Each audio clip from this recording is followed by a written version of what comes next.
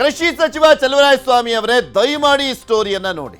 ನಮ್ಮ ರಾಜ್ಯದಲ್ಲಿ ಯಾವ್ಯಾವ ಜಿಲ್ಲೆಯಲ್ಲಿ ಯಾವ್ಯಾವ ರೀತಿಯಾಗಿ ರೈತರು ಸಂಕಷ್ಟವನ್ನ ಅನುಭವಿಸ್ತಾ ಇದ್ದಾರೆ ಅಂತ. ನಿಮಗೇನು ಮಂಡ್ಯ ಟು ಬೆಂಗಳೂರು, ಬೆಂಗಳೂರು ಟು ಮಂಡ್ಯ ಇದೇ ಆಗ್ಬಿಟ್ಟಿದೆ. ರಾಜ್ಯದ ಬೇರೆ ಬೇರೆ ಜಿಲ್ಲೆಗಳಲ್ಲಿ ಯಾವ ರೀತಿಯಾಗಿ ಜನ ಸ್ಪೆಷಲಿ ರೈತರು ಕಷ್ಟದಲ್ಲಿದ್ದಾರೆ, ಗೊಬ್ಬರಕ್ಕೋಸ್ಕರ ಒಡೆದಾಡ್ತಾ ಇದ್ದಾರೆ, ಗಾಳಿ ಮಳೆ ಚಳಿಯನ್ನ ಲೆಕ್ಕಿಸದೆ ಹೋರಾಟ ಮಾಡ್ತಾ ಇದ್ದಾರೆ. ನೋಡಿ, ನಾವಾದ್ರೂ ತೋರಿಸ್ತೀವಿ. ನಿಮ್ ಗಮನಕ್ಕೆ ಬಂದಿಲ್ಲ ಅಂದ್ರೆ ನಿಮ್ ಜವಾಬ್ದಾರಿ ಏನು ಅಂತ ದಯಮಾಡಿ ಮರಿಲೇಬೇಡಿ. ಯಾಕೆಂದ್ರೆ ಪಾಪ ರೈತರು ಬೆಳೆದಿದ್ದಂಥ ಬೆಳೆ ಹಾಳಾಗ್ತಾ ಇದೆ, ಮಳೆ ಚೆನ್ನಾಗಾಗಿದೆ, ಮತ್ತಷ್ಟು ಬೆಳೆಯನ್ನ ಸಾಲ ಸೋಲವನ್ನ ಈ ಬಾರಿನಾದ್ರೂ ತೀರಿಸ್ಕೊಳ್ಳೋಣ ಅಂದ್ರೆ ಅದಕ್ಕೂ ಕೂಡ ನಿಮ್ಮ ಸರ್ಕಾರ ಎಡೆ ಮಾಡಿಕೊಡ್ತಾ ಇಲ್ಲ. ಗೊಬ್ಬರಕ್ಕಾಗಿ ಈಗಲೂ ಕೂಡ ಅಲೆದಾಟವನ್ನ ಮಾಡ್ತಾ ಇದ್ದಾರೆ ಅನ್ನದಾತರು. ಇನ್ನೂ ಕೂಡ ಕ್ಯೂನಲ್ಲಿ ನಿಂತ್ಕೊಳ್ತಾ ಇದ್ದಾರೆ. ಉತ್ತರ ಕರ್ನಾಟಕ ಭಾಗದಲ್ಲಿ ಹೆಚ್ಚಾಗಿ ಕಂಡು ಬರ್ತಾ ಇದೆ. ದಿನ ಬೆಳಗಾದ್ರೆ ಯೂರಿಯಾಕ್ಕಾಗಿ ರೈತರು ಕ್ಯೂ ನಿಲ್ತಾ ಇದ್ದಾರೆ. ಮಕ್ಕಳನ್ನ ತಂದು ಕ್ಯೂನಲ್ಲಿ ನಿಲ್ಲಿಸ್ತಾ ಇದ್ದಾರೆ ಪೋಷಕರು. ಮಕ್ಕಳನ್ನ ತಂದು ಪಾಪ ನಿಲ್ಲಿಸ್ತಾ ಇದ್ದಾರೆ. ಕೆಲ ಕಡೆ ಗೊಬ್ಬರ ಇದ್ರೂ ಕೂಡ ಕೊಡ್ತಾ ಇಲ್ವಂತೆ ಅಧಿಕಾರಿಗಳು.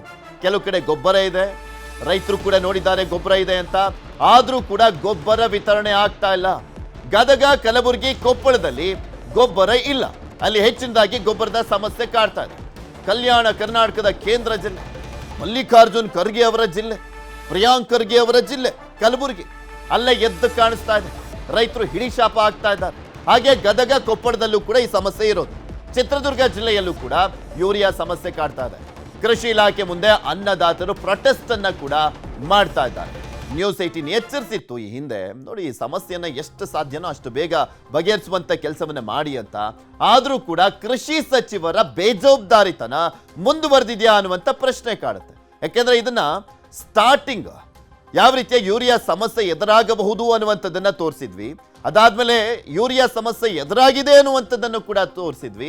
ಅದಾದ್ಮೇಲೆ ಉಡಾಫೆ ರೀತಿಯಲ್ಲಿ ಸ್ಟೇಟ್ಮೆಂಟ್ ಅನ್ನ ಕೊಟ್ಟಿದ್ರು ಕೃಷಿ ಸಚಿವರು.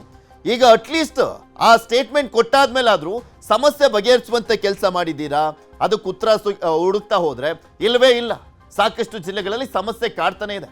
ರೈತರ ಸಮಸ್ಯೆ ನಿಮಗೆ ಕಾಣೋದೇ ಇಲ್ವಾ? ಎಲ್ಲೆಲ್ಲಿ ಏನೇನು ಸಮಸ್ಯೆ ಅಂತ ಅಟ್ಲೀಸ್ಟ್ ಆಯಾಯ ಜಿಲ್ಲೆಗಳಿಗಾದ್ರೂ ಹೋಗ್ಬಿಟ್ಟು ಸಮಸ್ಯೆಯನ್ನ ಕೇಳಿದ್ರ? ಅದು ಮಾಡಿಲ್ಲ.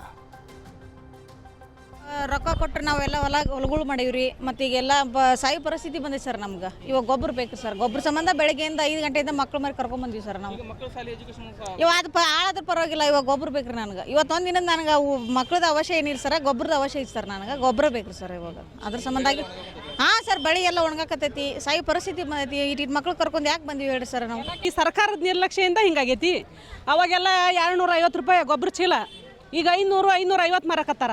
ಮತ್ತು ಡಬಲ್ ರೊಕ್ಕ ತೊಗೊಂಡು ಅದನ್ನ ಎಲ್ಲಿ ಹಾಕ್ತಾರ ಅವರು ಹೇಳು?